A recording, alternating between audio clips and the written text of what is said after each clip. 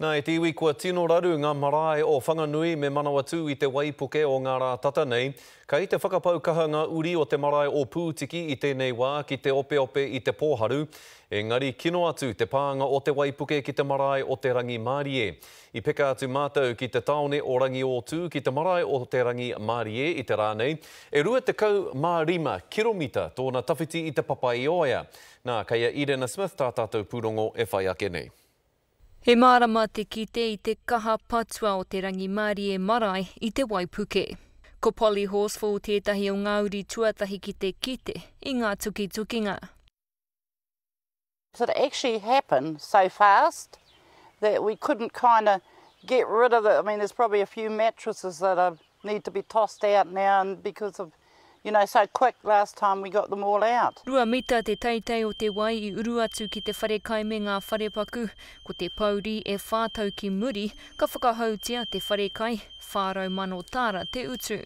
It's like new inside now, so and then all the appliances and everything can use. So we haven't seen in there because it's a bit slippery to walk, but I should say there'll be a lot of things either to check out or see if, dry out and things before you can really assess all the damage.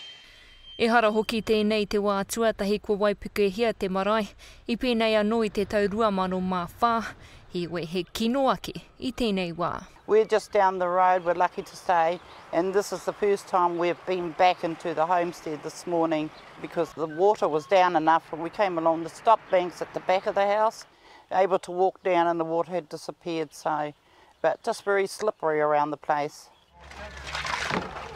Ki Whanganui ko te whakapaipai anō hoki te mahi ki Pūtiki marae. Te kite atu i te paru, pēnei rawa te teiteiro te te ore. Engari, toa o ngā mātua e pēnei te aua. Ka waipuke te aua, ka aua raru ngā kainga o mātou mātua. Koinei te marae i pōhiriti ai a Prince Harry i tērā marama.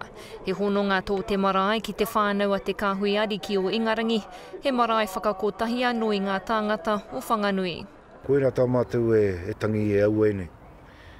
Ka pā mai ngā waipuke ko mātou ore puni. E oi mā te mahitahi e puki ai anō te wairua. Ko e te i, ko aere atu ki te toro te ringa auina ke e rātu o ngā mara.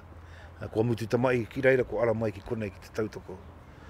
Nō reira koera tā mātou e mi ake nei ki rātou i taikaa ki te tautoko ake ngā mai o ka rite i te marae. Kaore kore he waipuke tēnei ka titia ki te mahara mo te wāroa. Ko ona mahuetanga he kino, engari kei te pakari toni te wairua o te iwi. Irena Smith, Te Karere.